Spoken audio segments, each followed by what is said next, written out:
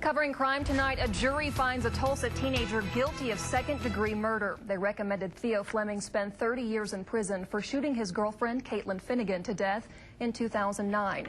Finnegan's parents say they have waited 20 months for this justice. News on 6 reporter Ashley Sims is live with the new details. Ashley. Lacey, it was an emotional courtroom as the judge read out the verdict. Lots of tears and hugs in the audience, and Theo Fleming hung his head in his hands.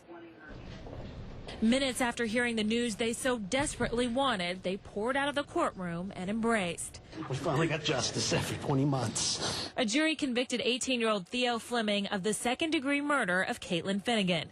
Finnegan and Fleming were hanging out at a friend's house back in April 2009 when she was shot. At first, Fleming told police his girlfriend was shot in a drive-by, but later he said he accidentally shot her. The jury heard conflicting statements from witnesses about whether Fleming and Finnegan were arguing or joking just before the shooting. In the end, the jury sided with prosecutors and decided Fleming should spend the next 3 decades behind bars.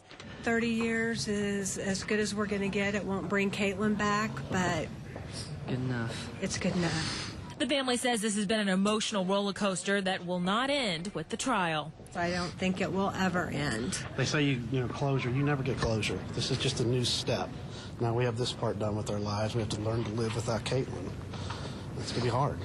As for Theo Fleming, Caitlin's family says they don't believe he's remorseful. And maybe it ruined his life. I hope it did. That's a real vindictive thing to say, but he took our daughter's life, and I don't think he deserves to grow up and go to college and have his own family. Theo Fleming's family and attorney left the courthouse without making a statement. Now, this is an 85% crime, so Fleming will have to serve 25 years before he's eligible for parole. Ashley Sims, News on 6.